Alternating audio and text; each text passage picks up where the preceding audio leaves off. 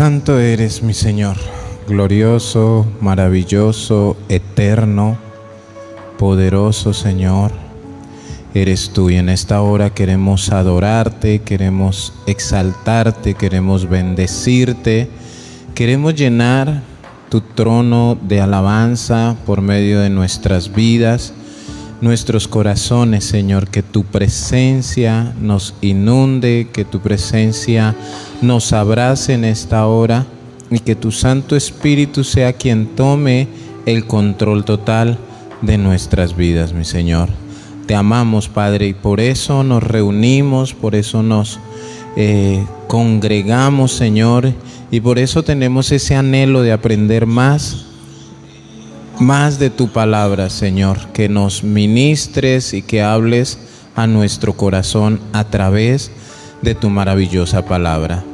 Padre, quiero dar gracias también por cada persona que se conecta, cada persona, Señor, que a través de esta transmisión bendice a otras personas, a otras familias que pueden, Señor, conocer de tu palabra cuando compartimos, Dios, por medio de las redes sociales la predicación. Gracias, Señor, colocamos nuestras vidas en tus manos. Háblanos, Señor, usa mi vida, usa mis palabras, que seas tú y que no sea yo, Señor amado. Que seas tú quien tome el control total de nuestras vidas y nuestros corazones, Señor amado.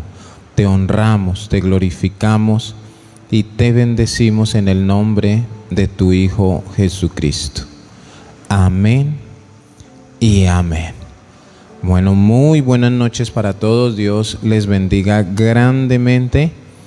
Gracias una vez más por estar allí pendientes. Gracias por su fidelidad al Señor.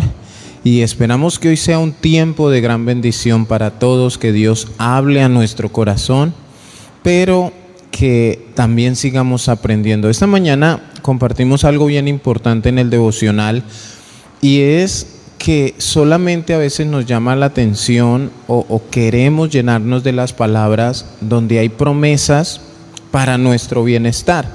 Entonces es lo que más se publica, es lo que más venden en las librerías, promesas de todo lo bueno que nosotros podemos tener.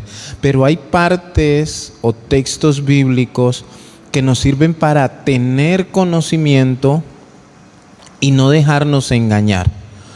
Y tú y yo debemos anhelar, y ese es el nombre de nuestro encuentro, ¿no? Llenos del conocimiento de su voluntad. Tú tienes que anhelar, desear y buscar el conocimiento de Dios. Eso también es bendición. El conocerlo, el saber cómo tenemos que vivir, actuar. Tener ese conocimiento también es de gran bendición, saber en qué debemos obedecer. Entonces no nos quedemos solamente con esas promesas que nos gusta escuchar tanto. Eso es muy bueno, sí, las promesas de Dios todos las anhelamos, pero también atesoremos en nuestro corazón sus advertencias. Cuando Él nos advierte algo, eso también es importante. Atesoremos el conocimiento que Él quiere darnos para no tropezar, para no desviarnos, para no retroceder. Cuando Él habla de las consecuencias de la desobediencia, también es muy bueno tener ese conocimiento. Hoy vamos a hablar un poco sobre la venida de Cristo. Recordemos que es uno de los grandes eventos, pero vamos a dar un pincelazo. Que también todo viene a través del sacrificio de Cristo, su muerte, su resurrección, y hablamos de la segunda venida de Cristo. Vamos a mirar segunda de Pedro, capítulo 3, versículo 9, de 8 y 9. Segunda de Pedro, capítulo 3, versículo 8 y 9. Dices: mas, oh amados, no ignoréis esto, que para con el Señor un día es como 1000 años, y 1000 años como un día. El Señor no retarda su promesa, según algunos la tienen por tardanza, sino que Él es paciente para con nosotros, no queriendo que ninguno perezca, sino que todos procedan al arrepentimiento. Entonces, ¿qué pasa? Según la palabra de Dios, aquí Él nos está dando una advertencia, de la cual todos como cristianos deberíamos o debemos estar preparados. Tú y yo debemos prepararnos para su venida. La pregunta es qué tan preparados estamos. Y que también suceden algunas cosas, y es que muchos piensan que de pronto Cristo me va a llevar porque yo soy bueno, o de pronto muchos piensan que la venida de Cristo es por causa de pronto de lo mucho que yo diezmé, o de lo mucho que yo ofrendé, o si yo era el mejor amigo del pastor, pues me va a llevar, etcétera, etcétera. Entonces, pensemos primeramente cuál es el concepto que usted tiene sobre la venida de Cristo. Sí, es una promesa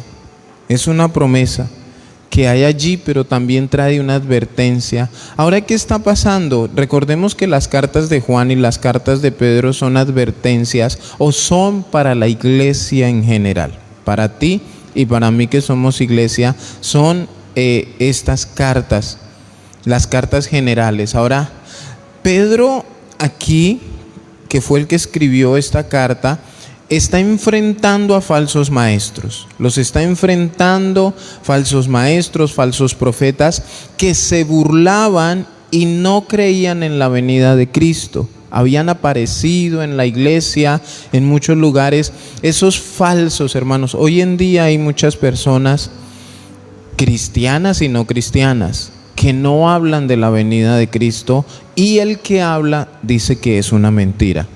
Ahora, cuando aparece un falso maestro, un falso profeta, nosotros debemos aprender a identificarlo. Debemos discernir de parte de Dios cuando nos está hablando mentira o nos está diciendo la verdad. Entonces aquí Pedro se estaba dando cuenta que ellos eran unos falsos profetas, que ellos querían engañar, no hacían suficiente el sacrificio de Cristo. Algunos dicen que hay que añadirle, hay otros que dicen que hay que quitarle, que el sacrificio de Cristo no está completo. Pedro responde a una pregunta que está en el versículo 4, de ahí del capítulo 3, diciendo, ¿dónde está? O sea, los falsos maestros, los falsos profetas preguntaron esto: ¿dónde está la promesa de su advenimiento? Porque desde el día en que los padres durmieron, todas las cosas permanecen así como desde el principio de la creación. En la Nueva Versión Internacional, este versículo 4 dice: ¿dónde está esa venida que Él prometió? Yo no sé si de pronto a ti en algún momento algún inconverso se ha acercado a decirte, ¿y dónde está esa promesa? ¿Dónde está ese cuento de que Él va a volver? Porque yo creo que todos llevamos mucho tiempo escuchando y escuchando y escuchando que Él va a venir. Y cada día que pasa decimos, está más cerca su venida. El tiempo está más cerca, las señales están sucediendo, todo lo que Él habla en su palabra lo estamos viendo. Pero hay muchos que lo dicen a modo de chiste, hay otros que lo dicen porque ven que no sucede. Entonces no tienen claridad y no tienen esa fe para entender muchas cosas que vamos a explicar el día de hoy.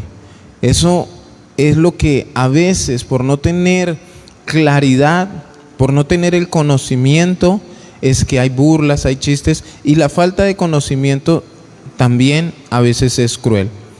Pedro a estos falsos maestros y a estos falsos profetas no les responde directamente.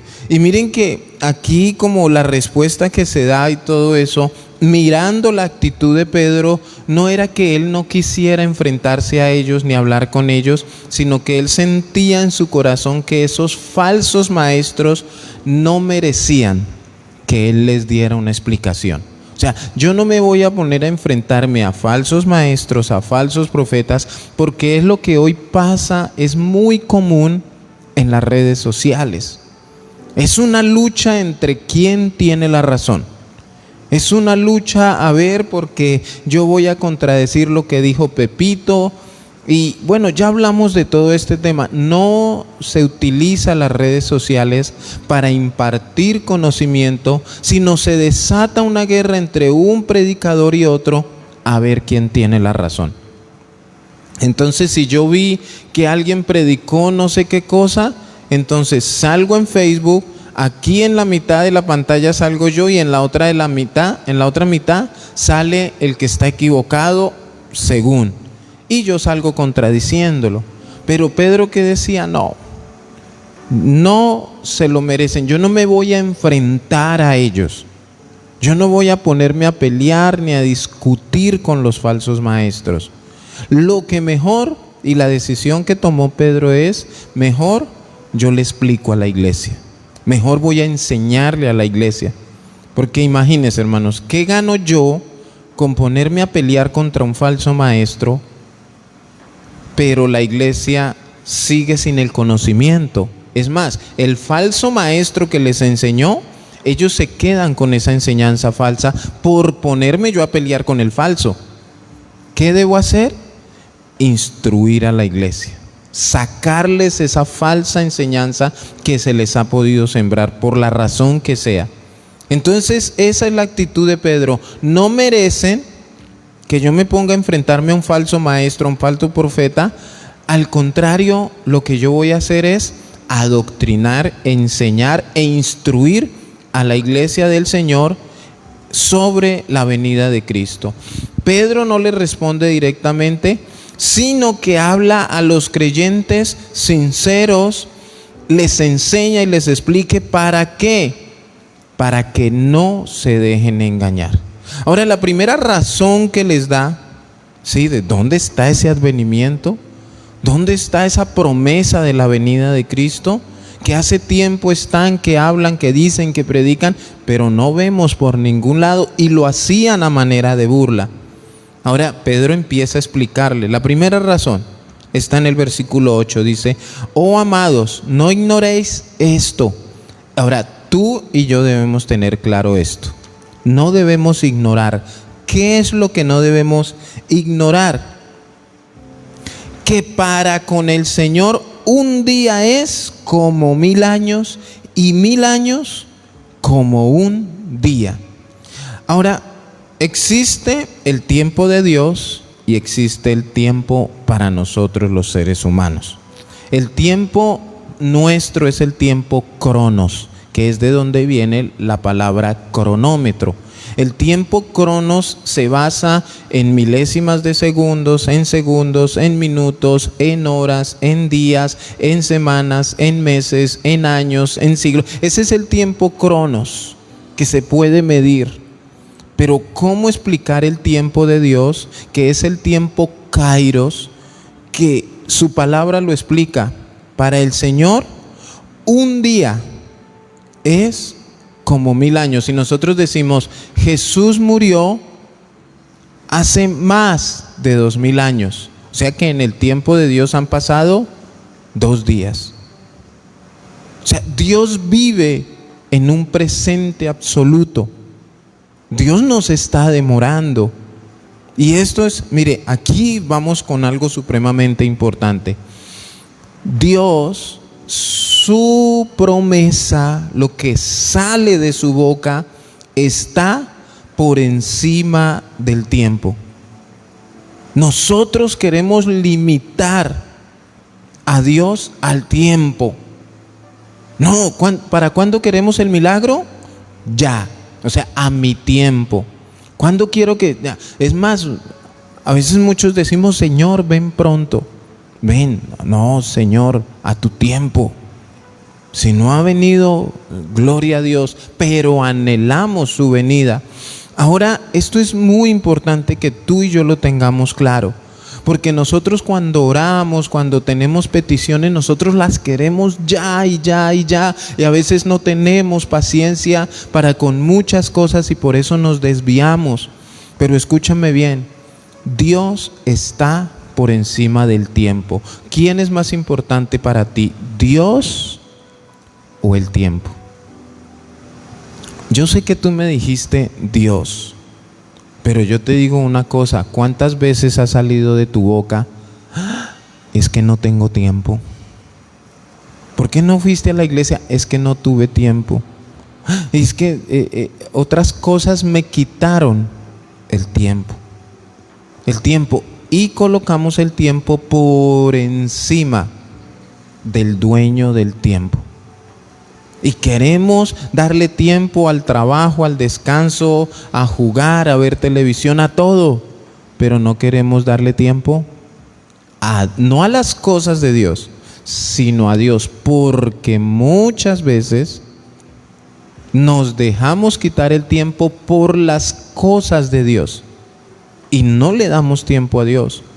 O sea, queremos correr al culto, queremos predicar, queremos hacer, tantas cosas para Dios, pero ¿cuánto tiempo le dedicas a Dios? Un día escuché un testimonio de un pastor era una de esas mega iglesias donde hicieron una convención, una cumbre, un evento grande, masivo, donde ¿saben cuáles empiezan a ser las preocupaciones?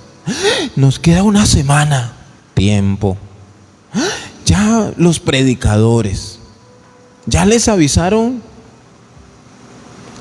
los ministerios de alabanza que se van a presentar, las sillas, todo el protocolo, todo. O sea, eso empieza a ser la preocupación de los pastores y los líderes, que todo salga bien. Pero en medio de toda esa preocupación, ¿sabe qué decimos con nuestra manera de vivir en esos momentos? Señor, siéntate allí un momento, porque ahorita no tengo tiempo para ti. Ahorita mi tiempo está enfocado en este evento que vamos a realizar. Pero sí queremos que Dios se glorifique en todas esas actividades donde no sacamos tiempo para Él. Muchas veces para un encuentro, muchas veces para tantas cosas. Ahora, esto en tu corazón, Dios está por encima del tiempo. Dios debe ser más importante que el tiempo. Por eso a nosotros no deberían preocuparnos cuándo va a venir Cristo. Lo que a nosotros nos debe importar es que Cristo va a venir. Dar la gloria de vida a su nombre, porque va a venir.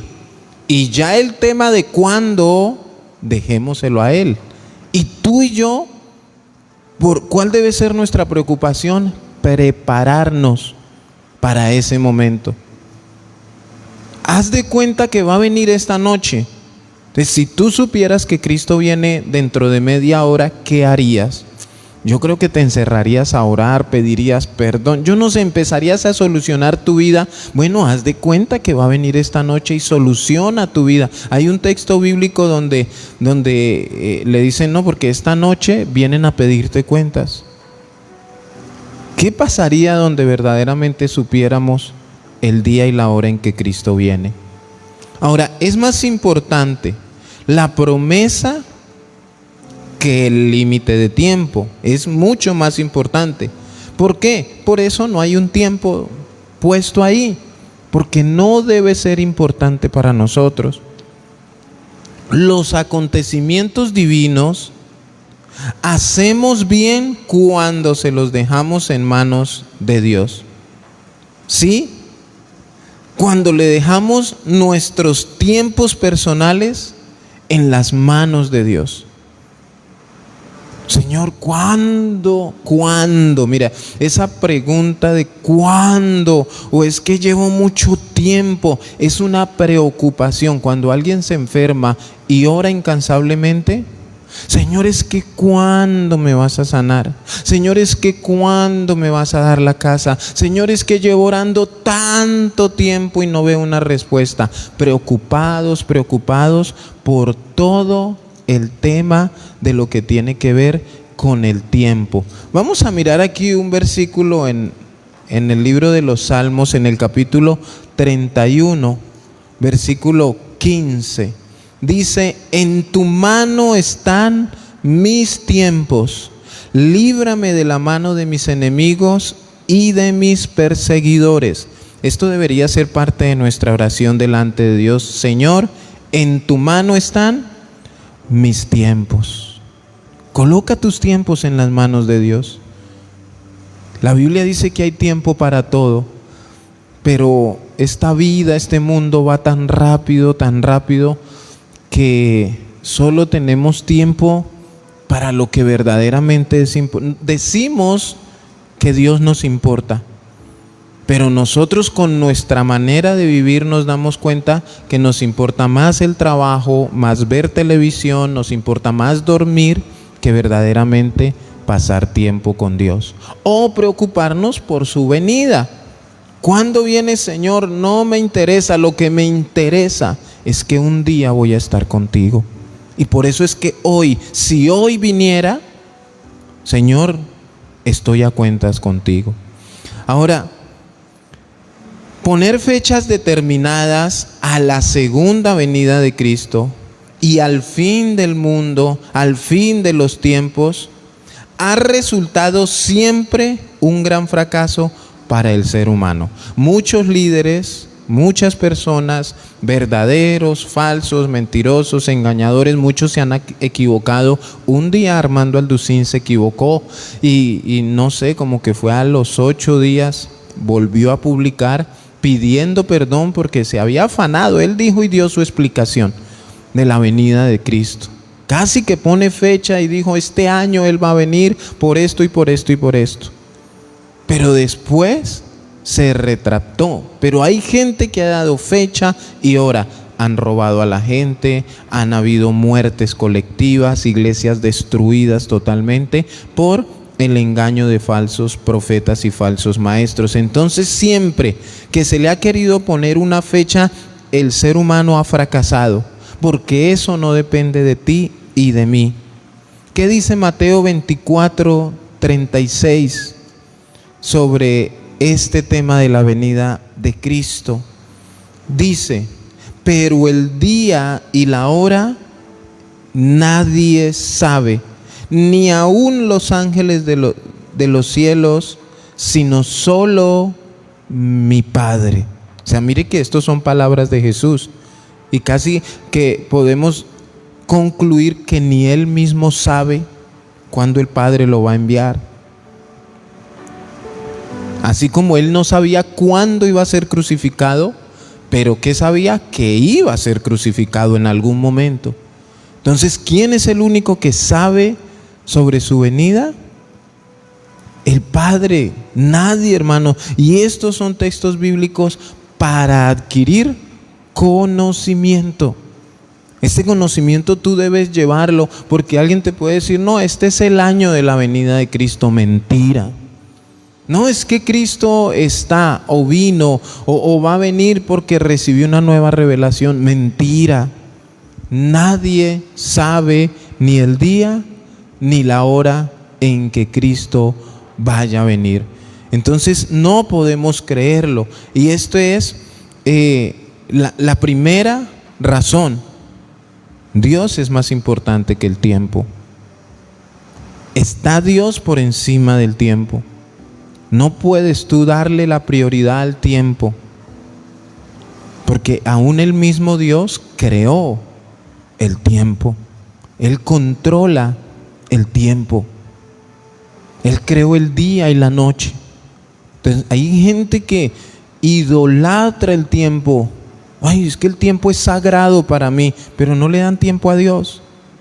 Entonces, cuidado con todo este tema. La segunda razón está en el versículo 9. Dice: el Señor no retarda su promesa según algunos. Mire la explicación que Pedro le da a la iglesia. Y cuando él dice algunos, se estaba refiriendo a estos falsos maestros y a estos falsos profetas. Según algunos la tienen por tardanza, sino que, y vemos aquí la misericordia y el amor de Dios, sino que Dios es paciente. ¿Para con quién es? Para con nosotros, no queriendo que ninguno perezca, sino que todos procedan al arrepentimiento. Ahora, la segunda razón no solo es más concreta, sino esta segunda razón es más esperanzadora. Esto trae la misericordia y el amor de Dios puesto este versículo. Esta segunda razón de por qué Él no ha venido.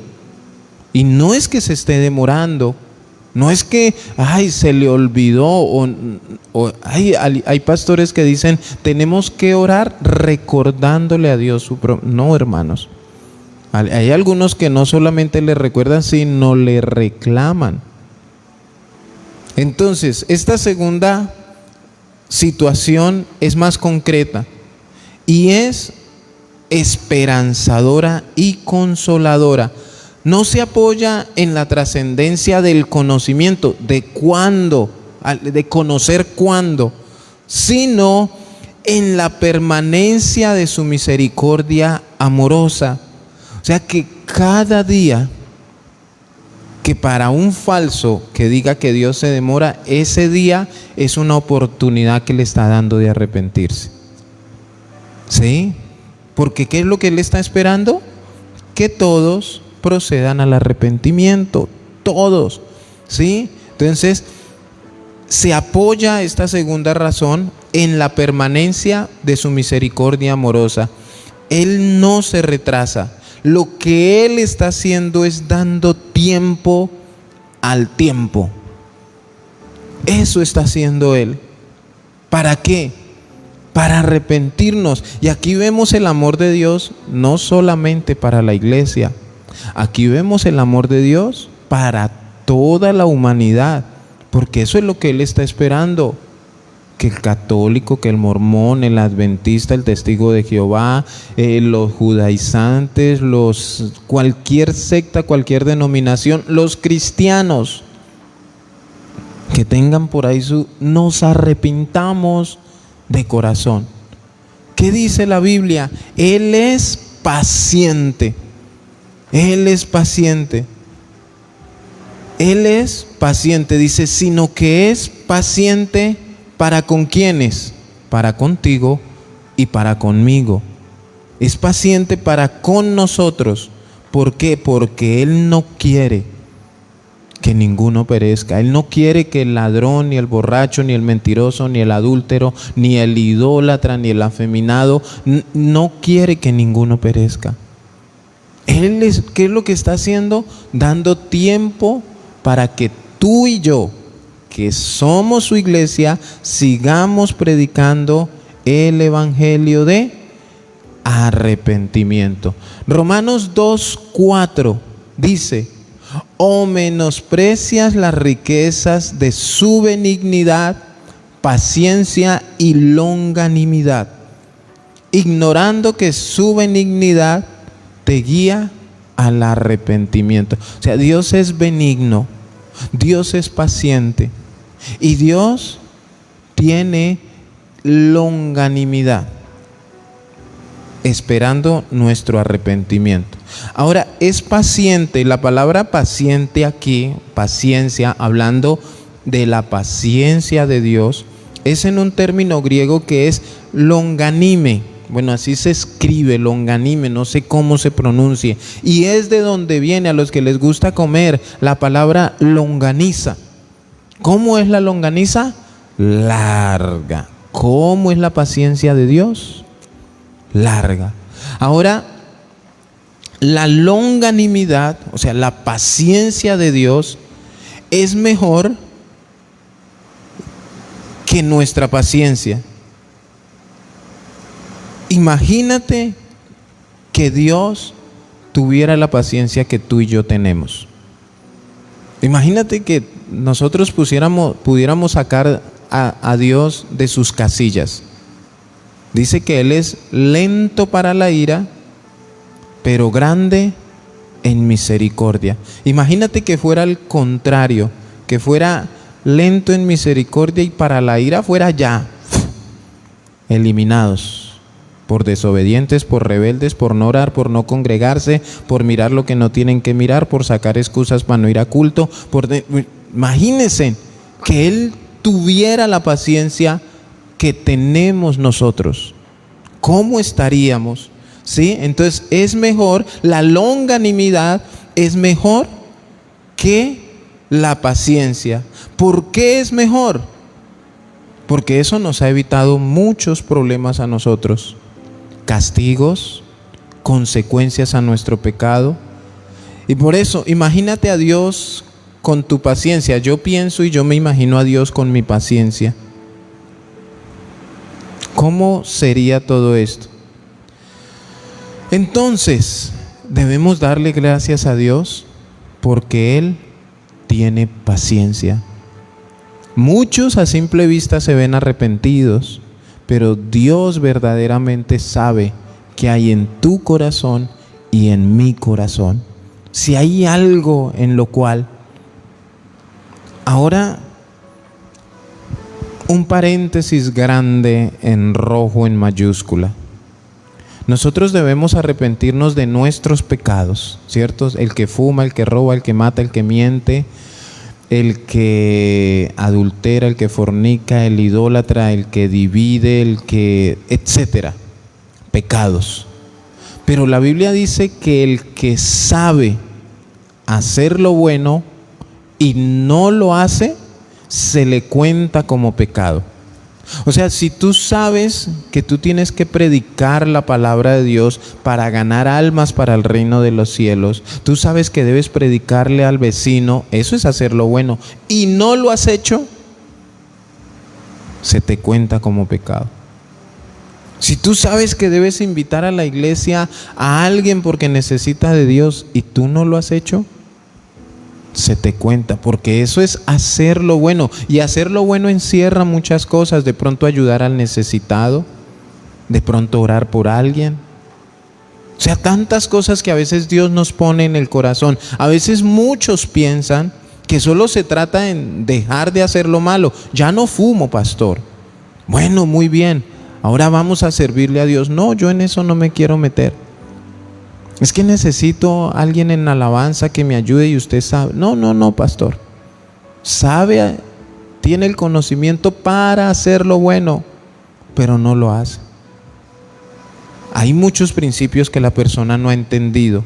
Ahora, cuando habla esto de la tardanza, de como dice, el Señor no retarda su promesa según algunos la tienen por tardanza. Esa promesa la tienen por tardanza. Y este tema de la tardanza es una alusión para aquellos creyentes que se habían dejado impresionar de aquellos falsos maestros y falsos profetas. ¿Sí? Entonces, entonces ¿se va a demorar? Bueno, entonces podemos hacer lo que queramos. Es que como ya sé que Cristo retarda su promesa, o creen que no va a venir, y como creen que no va a venir, pues se van a hacer lo malo. Entonces mire la misericordia y el amor de Dios para aquellos que se han apartado, para aquellos que tienen un pecado guardado, para aquellos que no han entendido y que son orgullosos, altivos, prepotentes y todo lo que le queramos añadir. ¿Qué está esperando Dios? Entonces, si tú tienes que Cristo no viene, no. Esta alusión es para aquellos que piensan que Dios se está demorando. Esta tardanza es una alusión para aquellos creyentes que se habían dejado impresionar por esos falsos profetas y falsos maestros y les causaba ese, ¿será que sí? ¿Será que no? Recuerden que la apostasía llega por oír espíritus engañadores. Por eso llega.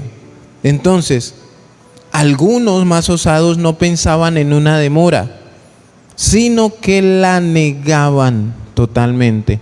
Algunos dicen que se demora, que es que Dios se le olvidó, pero hay otros que dicen que eso es una gran mentira. En muchas sectas dicen que no, que Cristo, o es más, dicen que ya vino y que este es el cielo. Disfruten de este cielo. No, hermanos, Cristo no ha venido porque esta tierra no está preparada. O sea, la santidad de Cristo no le da para poner un pie todavía en esta tierra. Por eso es que tú y yo nos estamos preparando. Ahora, ¿qué dice Cristo? No queriendo que ninguno perezca, ninguno. Aquí es donde yo digo algo chistoso. Creo que esa palabra ninguno no necesita explicación. Ninguno es ninguno. ¿Qué es lo que quiere Cristo? No queriendo que ninguno perezca. Ni el borracho, ni el adúltero, ni el fornicario, ni el satanista, nadie. Que todos Él no quiere que ninguno perezca, sino que todos, mire, ninguno, la palabra ninguno sustenta a todos. Ninguno perezca, pero que todos procedan al arrepentimiento. Ahora, esta palabra perezca, que ninguno perezca, en el término griego original habla de destrucción, de perder, o sea, de una destrucción completa. Es como si dijera, no queriendo que ninguno sea destruido totalmente.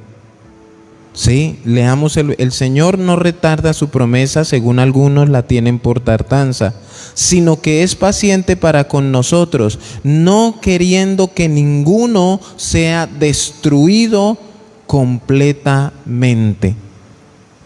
Y aquí es donde vemos el amor y la misericordia de Dios. Él no quiere que ninguno se pierda.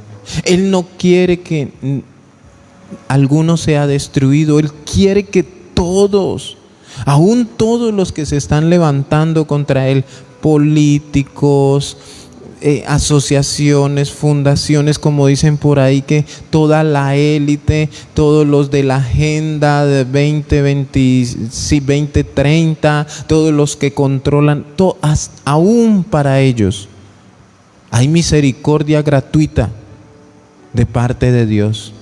Dios también quiere que ellos se arrepientan. Dios también quiere que ellos sean lavados con la sangre del Cordero de Dios. Y esto es el amor y la misericordia. Dios no quiere que nadie se pierda.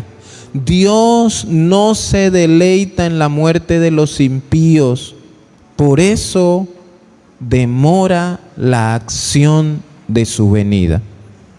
Mira, hermanos, es triste. Por eso digo que gracias a Dios, Dios no tiene la paciencia que nosotros tenemos. ¿Cuántos quisieran que a sus enemigos les pasara algo malo en su carne? No seamos espirituales en este momento para pensar, porque si somos espirituales decimos, no, pastor, yo oro por mis enemigos. Pero ¿cuánto allá muy en su carne usted ha pensado o ha querido que algo malo le pase a aquella persona que te ha insultado, que te ha hecho la vida imposible? Y hace poco hablábamos en el segundo nivel de las escuelas donde anteriormente teníamos una frase, no tiene perdón de Dios. Cuando las personas hacían algo malo, ¿no? No, ese no tiene perdón de Dios. Bueno, todos tienen perdón de Dios, todos tienen una oportunidad delante de los ojos de Dios. Pero imagínense que nosotros, frente a las personas que nos dañan o que hacen el mal, es más, algunos pastores enseñan eso, enseñan a odiar, enseñan a rechazar. Hace poco me enteré de algo, una parejita que iba a una iglesia, ellos no son casados, pero por las cuestiones de la vida, sí, tuvieron relaciones sexuales. Claro, es un pecado, cayeron en adulterio, fornicación, adulterio, porque son pareja pero no son casados. O sea, algo bien complejo. Y por esa razón los echaron de la iglesia. Entonces la mamá de ella me comentaba y me decía, es que me los echaron, los rechazaron. Entonces yo le decía a ella, ¿y entonces quién los va a restaurar? O sea, si a ellos los echan de esa congregación, o sea, si yo echo a alguien de aquí, o sea, ¿quién restaura ese hogar, esa pareja, esa familia? Ahora, ¿cuándo ellos van a volver a una iglesia? Si de ahí los echaron. Entonces ahí es donde nosotros debemos pensar, ¿y dónde está el amor de Dios? Si el trabajo de los líderes, de nosotros los pastores es, caíste en pecado, o sea, ¿qué dice Dios? Ven, yo te levanto, yo te restauro, yo te limpio. Claro, debemos hacer que ellos se arrepientan. Nuestro trabajo es hacer que ellos se casen, que ellos empiecen a vivir en santidad, pero sacarlos al mundo, enviarlos al mundo, porque sentimos que aquí en nuestra congregación están los más santos y aquí no podemos permitir eso. Gracias a Dios, Dios no piensa como esos supuestos pastores o líderes. Gracias a Dios, Dios ha tenido misericordia de esa pareja. Claro, no están allá, están en otro lugar. Están siendo discipulados, oran por ellos constantemente. Está una tarea de que se restauren, de que anhelen casarse porque se aman y que empiecen a servirle al Señor. Pero si uno los deja en el mundo, ahora claro, hay situaciones y motivos bíblicos por los cuales, ¿sí?, dice la Biblia, tenlos por gentil y publicanos, cuando no se quieren sujetar. O sea, imagínense que 5 hijos ya no quieren arreglar su vida y sin casarse, entonces, bueno, ahí accionamos, pero mientras Dios nos permita, al que caiga intentaremos levantarlo, al que tropiece intentaremos restaurarlo, al que se equivoque queremos ir y cogerlo en amor y ponerlo en el camino correcto, orar por él, levantarlo, restaurarlo, mientras Dios nos lo permita. Como iglesia, casa de oración, ese es nuestro objetivo, ser una familia. Claro, cuando la persona ya no quiere, déjenme aquí entre la suciedad, yo así como estoy bien, bueno, ya no podemos hacer nada. Y por eso les digo, mientras Dios no lo permita, porque ese es el amor de Dios. Entonces, por eso vemos aquí el amor y la misericordia de Dios. No se está demorando, está esperando que se arrepientan. Ahora, aquí hay una tarea de parte nuestra. ¿Cómo hacemos que se arrepientan? Pues predicándoles la palabra de Dios, llevándoles el evangelio del arrepentimiento. Hey, mira, tú necesitas de Dios. Te invito a acercarte a Dios y que le pidas perdón por tus pecados. Tú necesitas de Cristo. Hagan frutos dignos de arrepentimiento, pero echándolos. O sea, imagínense que una parejita falle, jóvenes, y uno los mande para el mundo. ¿Qué será de la vida de ellos? Se van odiando la iglesia, odiando a Dios, odiando. Ya, hermanos, no. Aquí dice que Él no quiere que ninguno, ni el más grande homicida, ni el más grande pecador, él también tiene una oportunidad delante de la presencia de Dios. Y Él está esperando que esos pecadores se arrepientan. Dios no se deleita en la muerte de los impíos. Por eso está esperando. No se está demorando, está esperando, está teniendo paciencia, longanimidad. Él no se deleita. Lo que menos quiere Él es que los impíos se pierdan. Tú y yo ya estamos en las manos de Dios.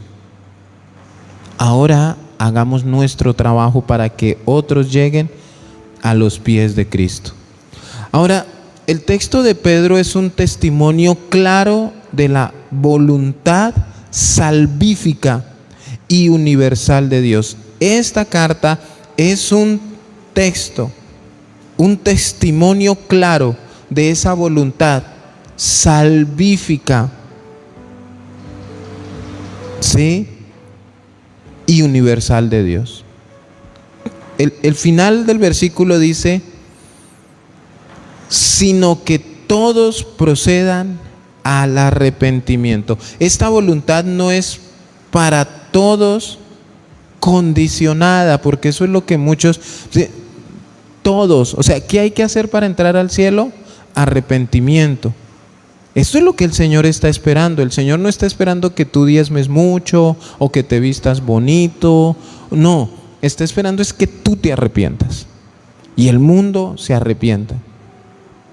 Claro, Dios sabe que no va a suceder, pero de igual manera Él está dando el tiempo para eso, para que en el momento de Él hacer su juicio, alguien por allá no levante la mano y diga: no, Señor, pero es que tú no nos diste tiempo.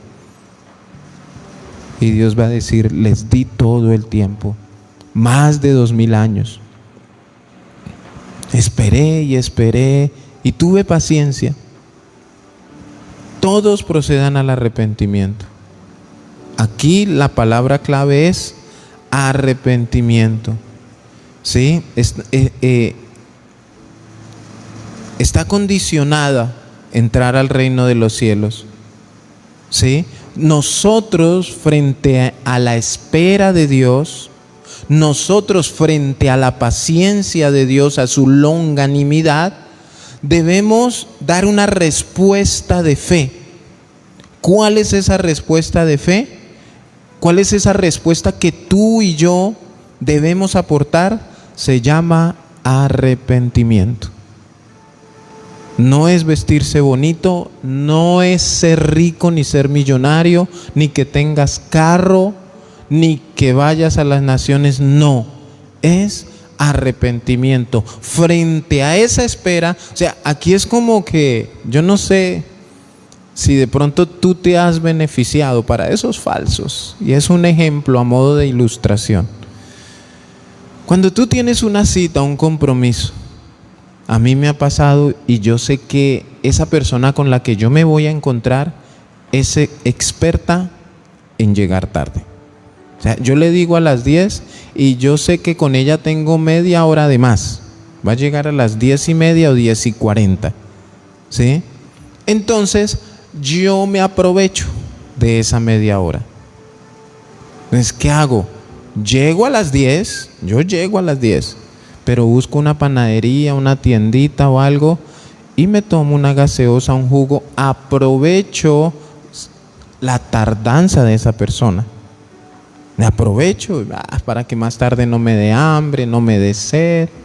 De pronto lo que vamos a hacer con esa persona al rayo del sol, no sé, pero yo me preparo y aprovecho de una manera conveniente. Es el esperar. Ahora, si muchos tienen la venida de Cristo por tardanza o piensan, deberíamos de aprovechar, o sea, si Cristo no ha venido, tú y yo debemos aprovechar el que Él no haya venido. Ahora, no aproveches de una manera errada. Pues como se demora me voy para el mundo, como se demora voy a hacer, no. Aprovecharlo de la manera correcta. Voy a preparar mi vida, voy a orar, voy a predicar, voy a santificarme, voy a hacer lo que Dios quiere que yo sea. Una iglesia sin mancha y sin arruga y sin cosa semejante. ¿Por qué? Porque quiero irme con Cristo. Voy a aprovechar que Él no ha venido. Voy a aprovechar este tiempo. Voy a redimirlo correctamente. Aprender más de su palabra. Obtener más conocimiento. A ganar más almas para su reino. Seguir escudriñando su palabra por si hay algo en mí que todavía necesite ser cambiado. Yo ponerme manos a la obra.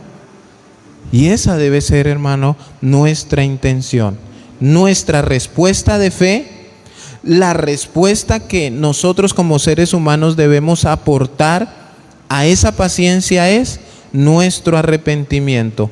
Hay que creer, porque tú y yo decimos que creemos, ¿cierto? Bueno, pues el que cree de corazón, el primer paso que da es arrepentimiento. Esa es la mayor muestra de creer. ¿Cómo sabemos que verdaderamente una persona cree? Es porque se arrepintió. Y el arrepentimiento lo lleva a nacer de nuevo. El que cree en serio se arrepiente de sus pecados. Ahora, arrepentirse no es decir simplemente perdón. Porque muchos creen, perdón, el que peca y reza empata. Como hoy pido perdón y mañana vuelvo y lo hago y vuelvo y pido perdón. ¿Por qué? Porque creo. No.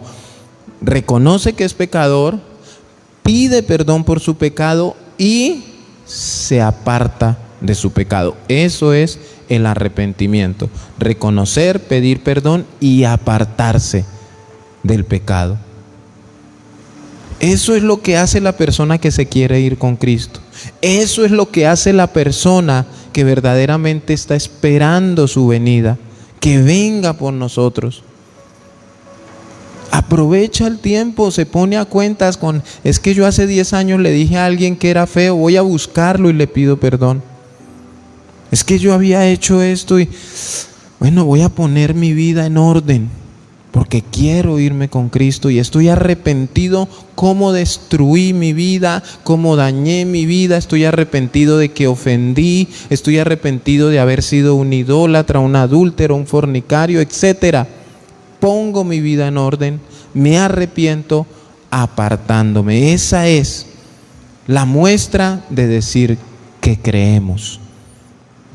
El que dice yo creo es porque se arrepintió.